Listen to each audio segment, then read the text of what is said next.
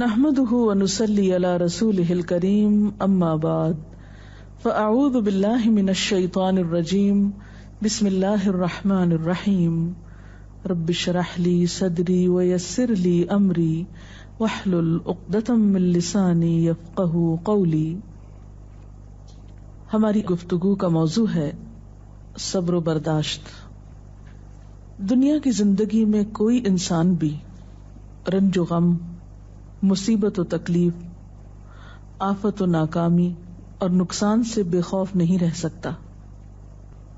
ہر انسان پر کسی نہ کسی وقت ایسی چیز آتی ہی ہے جو اسے ناگوار ہوتی ہے، جو اسے ناپسند ہوتی ہے، اور یوں بسا اوقات انسان کو ناپسندیدہ حالات میں ڈال کر اس کی آزمائش کی جاتی ہے.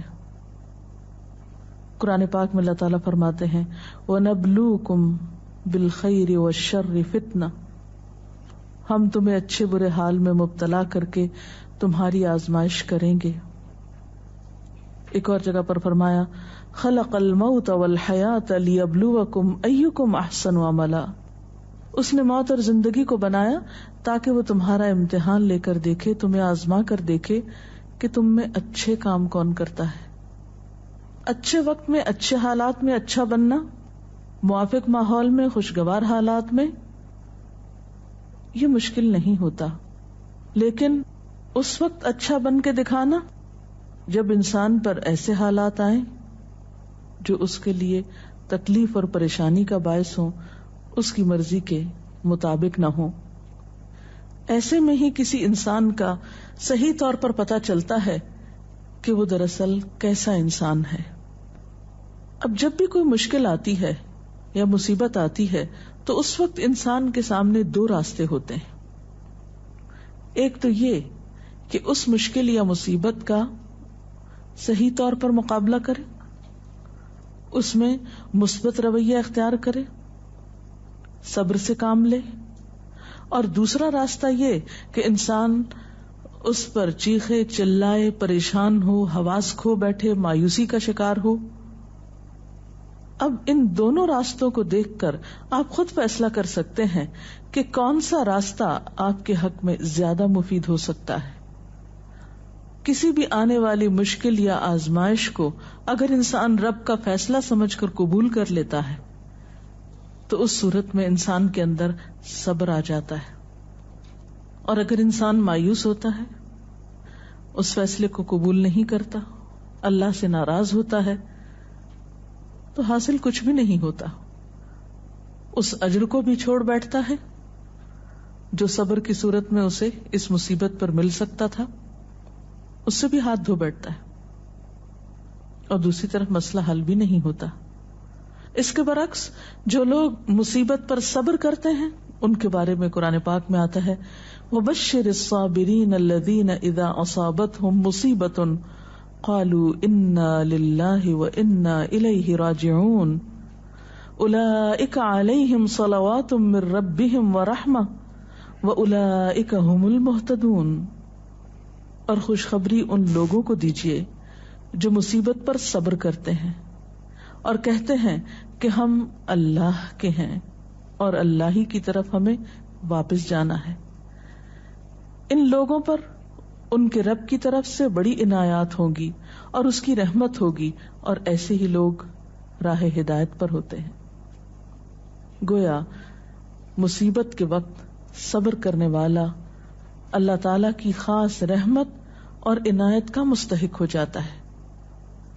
یہاں ایک سوال یہ پیدا ہوتا ہے کہ اگر انسان اللہ تعالی کا محبوب ہے اور اللہ تعالیٰ اپنے بندوں سے پیار کرتا ہے تو پھر انہیں مشکل میں کیوں ڈالتا ہے، ان کا امتحان کیوں لیتا ہے؟ تو بات یہ ہے کہ دنیا میں بھی امتحان کے بغیر انسان کی اصل قدر و قیمت سامنے نہیں آتی. مثلا ایک ماں اپنے بچے سے پیار کرتی ہے لیکن اس کو اسکول بھیجتی ہے، جب امتحان کا وقت آتا ہے تو گھر نہیں بٹھا لیتی، امتحان کے لیے بھیجتی تیار کر کے. اور امتحان سے جب بچہ گزرتا ہے تو ہی وہ پہچانتا ہے کہ اب وہ کس قابل ہے. کامیابی امتحان کے بعد ہی آتی، بغیر امتحان کے تو کامیابی کا تصور ہی نہیں. اسی طرح ہم دیکھتے ہیں کہ دنیا کی تاریخ میں جس طرح کے بھی لوگ آئے، خواہ وہ نیک آئے یا بد آئے، اچھے یا برے، انبیاء اور صالحین تھے یا فاسقین و فجار تھے، آزمائشیں ہر ایک کی زندگی میں آئیں. اس دنیا میں سب کو امتحانوں سے گزرنا پڑا. ہاں، یہ فرق ضرور ہے کہ اللہ کے پیاروں نے اللہ کی طرف سے آئے ہوئے امتحان پر کبھی شکوہ نہیں کیا، بے صبری سے اور جلد بازی سے کام نہیں کیا، بلکہ اس کے برعکس صبر سے کام لیا. نبی صلی اللہ علیہ وسلم نے فرمایا کہ اذا احب اللہ قوما، جب اللہ کسی قوم سے، کسی گروہ سے محبت کرتا ہے، ابتلاہم، تو ان کو آزما لیتا ہے. گویا آزمائش اللہ کی طرف سے کسی ناراضگی کی علامت ہی نہیں، بلکہ بسا اوقات وہ اس کی محبت کی علامت ہوتی. پھر فرمایا کہ جو شخص اس پہ راضی ہو جاتا ہے اللہ اس کے لیے راضی ہو جاتا ہے، اور جو ناراض ہوتا ہے اللہ تعالیٰ اس سے ناراض ہو جاتا ہے. لیکن وہ لوگ جو کسی بھی دکھ، تکلیف اور آزمائش کے وقت صبر کرتے ہیں تو ان کے بارے میں خوشخبریاں بھی ہیں. ایک جگہ پر آتا ہے ان اللہ مع الصابرین، اللہ صبر کرنے والوں کے ساتھ ہے. وبشر الصابرین، صبر کرنے والوں کو بشارت دے دو. اور قیامت کے دن تو صبر کرنے والوں کا اجر بے پناہ ہے. حدیث میں آتا ہے قیامت کے روز دنیا میں عافیت سے رہنے والے جب آزمائش میں مبتلا لوگوں کے اجر کو دیکھیں گے، یعنی قیامت کے دن جو ان کو اجر ملے گا اس کو دیکھیں گے تو تمنا کریں گے کہ اے کاش دنیا میں ہماری جلد کینچیوں سے کاٹ دی جاتی اور ہم بھی صبر کرتے اور آج ہمیں بھی اتنا بڑا اجر ملتا. اور اس کے علاوہ جو بھی مصیبت، تکلیف، حتیٰ کہ کانٹا بھی چبھتا ہے بندہ مومن کو، تو اللہ تعالیٰ اس کے بدلے میں بھی انسان کے گناہ معاف کرتا رہتا ہے. اس لیے کبھی بھی اس بات پر پریشان نہیں ہونا چاہیے کہ کوئی مصیبت جو آ گئی تو یہ شاید اللہ تعالیٰ کی ناراضگی ہی کا ذریعہ ہے. نہیں، اسی پریشانی میں آپ اللہ کی رضا کو بھی پا سکتے ہیں. نبی صلی اللہ علیہ وسلم نے فرمایا جس مسلمان کو کوئی قلبی اذیت، جسمانی تکلیف، بیماری، رنج، دکھ، غم، کچھ بھی جو پہنچتا ہے، حتیٰ کہ اگر اسے کانٹا بھی چبھ جاتا ہے اور وہ اس پہ صبر کرتا ہے تو اللہ تعالیٰ اس کے بدلے اس کے گناہوں کو معاف کر دیتا ہے. اس لیے تکلیف مانگنی تو نہیں چاہیے، عافیت کی دعا پسندیدہ ترین دعاؤں میں سے ہے، لیکن اگر تکلیف آ جائے تو اس پر واویلا نہیں کرنا چاہیے، اس کو اللہ کا فیصلہ سمجھ کر قبول کر لینا چاہیے اور اس وقت صبر سے کام لینا چاہیے. اب سوال یہ پیدا ہوتا ہے کہ صبر کیا کیسے جائے؟ تو اس کے لیے شعوری کوشش کی ضرورت ہوتی ہے. حدیث پاک میں آتا ہے من یتصبر یصبرہ اللہ، جو صبر کرے گا اس کو اللہ صبر دے دے گا. تو گویا سب سے پہلے نیت اور ارادے کی ضرورت ہے، اللہ کے فیصلے کو قبول کرنا، ایکسپٹ کر لینا کہ جو ہونا تھا ہو گیا، آپ اسے تبدیل نہیں اب کر سکتے. مثلا کوئی شخص فوت ہو گیا، آپ اس کو دنیا میں لا تو نہیں سکتے، اب کیا اللہ کے فیصلے کو قبول کر لیجئے اور اس طرح بہیو کیجئے کہ اللہ راضی ہو جائے کہ ہاں اس میرے بندے نے میری بات کو قبول کر لیا، اس کا برا نہیں مانا. پھر اسی طرح انسان اپنے رب کی طرف سے ملنے والی نعمتوں کو اس موقع پہ یاد کرے. جب ایک چیز جاتی ہے تو بہت سی ہمارے پاس بھی تو ہوتی ہیں. عموماً ہم اس کے پیچھے تو بہت روتے ہیں جو چلی جاتی ہے، اور جو نعمتیں ابھی ہمارے ہاتھ میں ہیں، ابھی ہمارے پاس ہیں، ان پر ہماری توجہ ہی نہیں جاتی. مثلا خدا نخواستہ بچوں میں سے اگر ایک فوت ہو گیا تو باقی تو ہیں. اگر خدا نخواستہ اولاد نہیں تو والدین تو ہیں، وہ نہیں بہن بھائی تو ہیں. صحت سلامتی عطا کی ہے، اگر انسان ان کا احساس کرتا رہے، ان کا ذکر کرتا رہے، ان کو تسلیم کرتا رہے تو انسان کے اندر صبر و رضا کی کیفیت پیدا ہوتی ہے.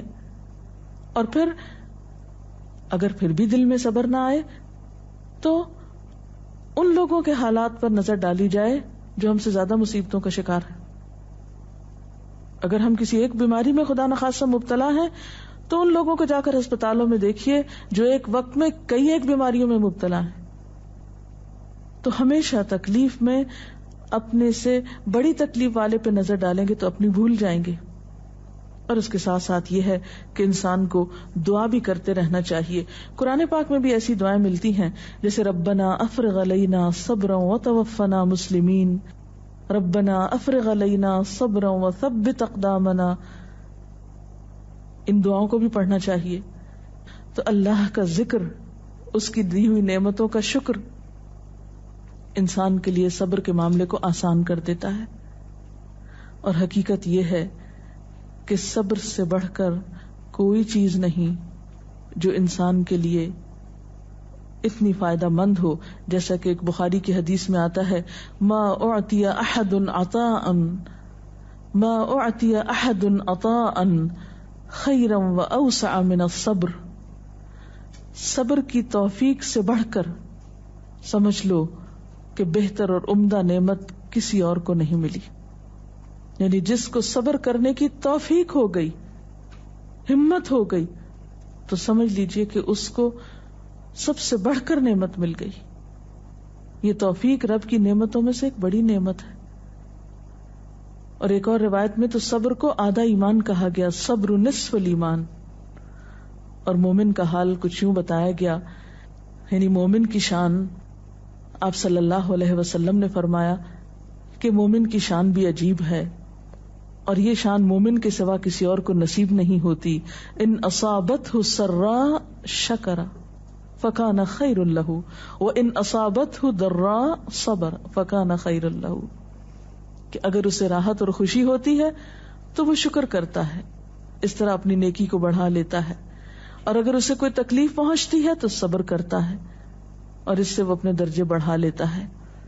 تو گویا صبر ہر حال میں انسان کے لیے فائدہ مند ہے اور انسان کے درجات کو بڑھانے کا ذریعہ ہے. اس کے برعکس بے صبری انسان کے لیے کسی طور پر بھی فائدہ مند نہیں. بے صبری سے کوئی کام نہیں بنتا، بے صبری سے کوئی بھی نتیجہ نہیں نکلتا. آپ تقدیر کے کسی فیصلے کو پلٹا نہیں سکتے. اس لیے صبر کرنا فائدہ مند ہے. اللہ تعالیٰ سے اس کی توفیق مانگنی چاہیے.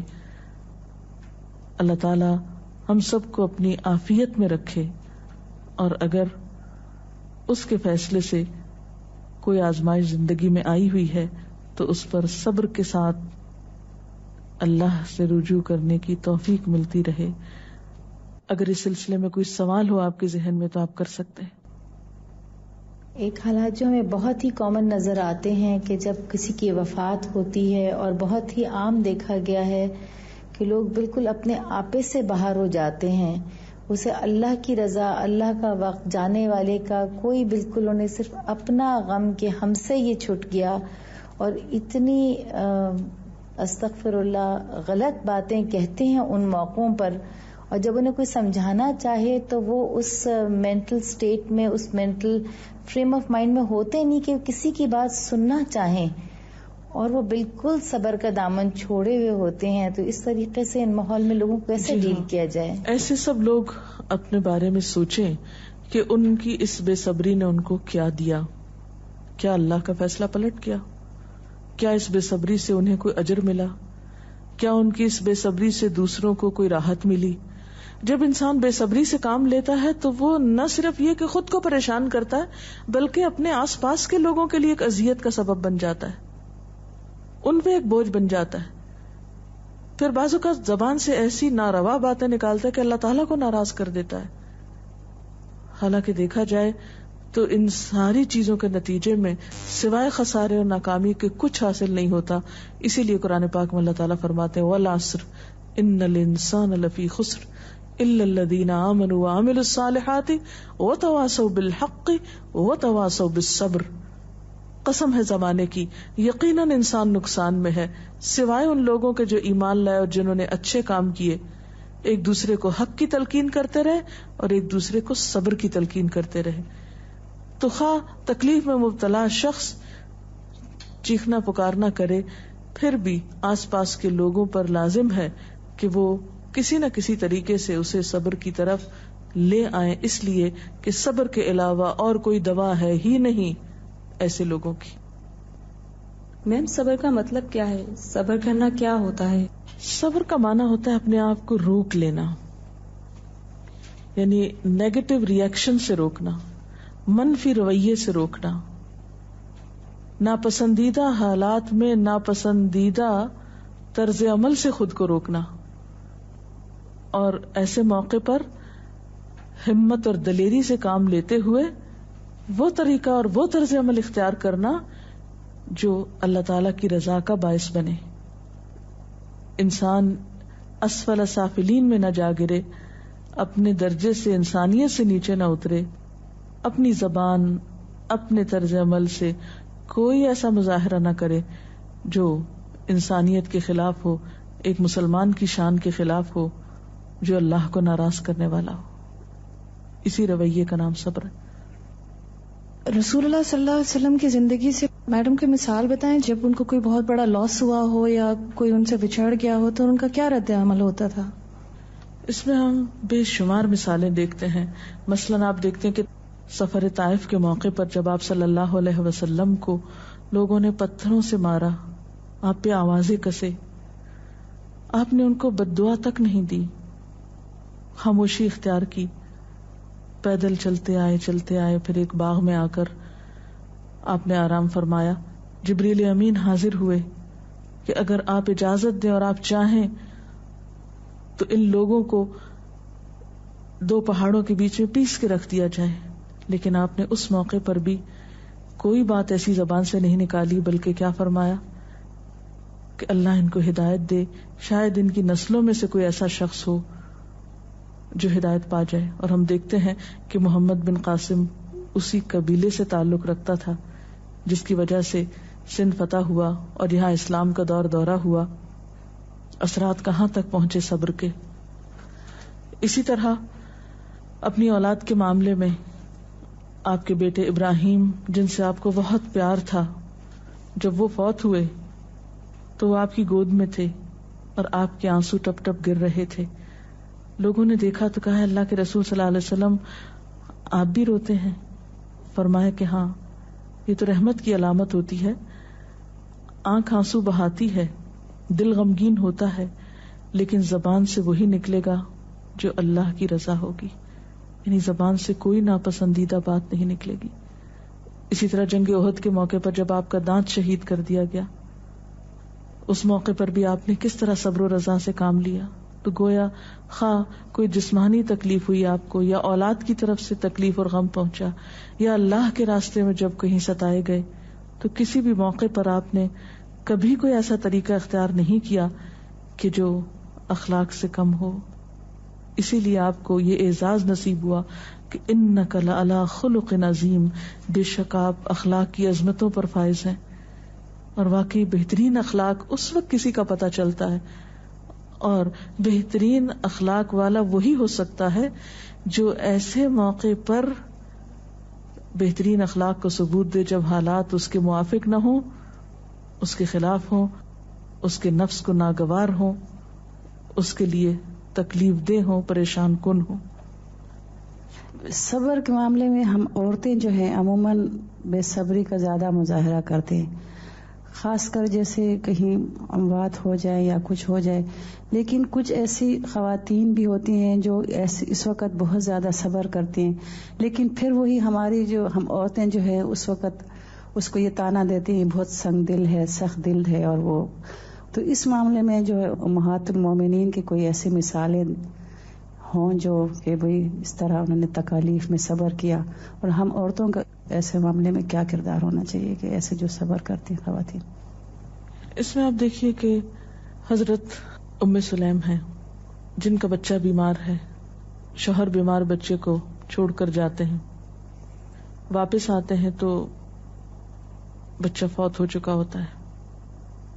بیوی بہت صبر سے کام لیتی، یعنی ام سلیم جو ہے بہت صبر سے کام لیتی ہیں، بچے کو ڈھانپ دیتی ہیں، شوہر کا استقبال کرتی ہیں، ان کو کھانا کھلاتی ہیں، آرام کرنے دیتی ہیں، اور پھر بہت عمدہ طریقے سے ان سے کہتی ہیں کہ اچھا ابو طلحہ یہ بتاؤ کہ اگر کوئی شخص تمہارے پاس اپنی امانت رکھے اور پھر امانت لینے کے لیے آ جائے تو تم کس طرح واپس لوٹاؤ گے؟ تو کہنے لگے کہ خوشی کے ساتھ لوٹاؤں گا. پوچھا تم ناراض تو نہیں ہوگے کہ وہ اپنی امانت کیوں لینے کے لیے آگے، یعنی واپس کیوں لے رہا ہے؟ کہا کہ نہیں، ناراضگی کس بات کی؟ تو کہنے لگے کہ دیکھو تمہارا بچہ تمہارے پاس اللہ کی امانت، تمہاری ملکیت نہیں تھا، اللہ کی طرف سے ایک نعمت ملی ہوئی تھی، اللہ تعالیٰ نے اس کو واپس لے لیا. یعنی کس قدر خوبصورت انداز میں وہ اپنے بچے کی وفات کی خبر اپنے ہی شوہر کو دیتی ہے. کوئی رونا دھونا نہیں، کوئی واویلا نہیں، کچھ بھی نہیں. اسی طرح جنگ احد میں ایک صحابی ہیں جن کے شوہر، جن کے بیٹے، جن کے باپ، جن کے بھائی شہید ہوتے ہیں. ان کو ہر ایک کی شہادت کی خبر سنائی جاتی ہے، لیکن وہ کہتی ہیں مجھے اللہ کے رسول صلی اللہ علیہ وسلم کے بارے میں بتاؤ کہ ان کا حال کیا ہے. اتنے رشتوں کے جانے پر کس قدر صبر سے کام لے رہی ہیں. ایک نہیں بے شمار مثالیں ایسی ہیں، اور اسلام تربیت بھی ایسے ہی کرتا ہے انسان کی. عرب کی ایک مشہور شاعرہ ہیں مرثیہ نگار. دور جاہلیت میں ان کا بھائی صخر فوت ہو گیا. بھائی سے بہت محبت تھی. اس کے فوت ہونے پر بہت دردناک مرثیہ لکھا. کہتی ہیں کہ این یجودا ولا تجمدا الا تبکیانی لصخر الندى، اے میری دونوں آنکھوں بس بہتی ہی رہو، کیا تم صخر بھائی کا نام تھا، صخر کے لیے روگی نہیں جو بہت ہی سخی تھا، خود بھی روتی تھی اوروں کو بھی رلاتی تھی. اور اس کے ساتھ ہی یہ کہ سیاہ رنگ کی کہتے ہیں کہ اس نے چولی پہن رکھی تھی کہ مرتے دم تک نہیں اتاروں گی، یعنی ہر وقت ایک غم کا سمبل بنی ہوئی تھی. جب اسلام لائیں، ایمان لائیں، تو اس کے بعد ایک جنگ میں ان کے 4 بیٹے اکٹھے شہید ہوئے اور ایک آنسو نہیں بہایا. انتہائی صبر کا مظاہرہ کیا. وہ خاتون جو دور جاہلیت میں ایک بھائی کی وفات پر مسلسل روتی تھی، ایمان لانے کے بعد اس پر بھی صبر آ گیا اور اپنے بیٹوں کی شہادت پر اللہ کا شکر ادا کیا. اور صخر کے لیے پھر جب کبھی روتی تھی تو کہتی پہلے تو میں اس کی موت پہ روتی تھی، اب اس بات پہ روتی ہوں کہ وہ حالت کفر میں فوت ہو گیا، اس کی آخرت کا کیا ہوگا. تو جس شخص کو غم آخرت لگ جائے وہ دنیا کے غم بھول جایا کرتا ہے.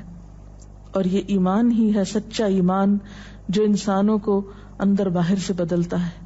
اللہ تعالی ہمیں بھی بہترین مومن بنائے.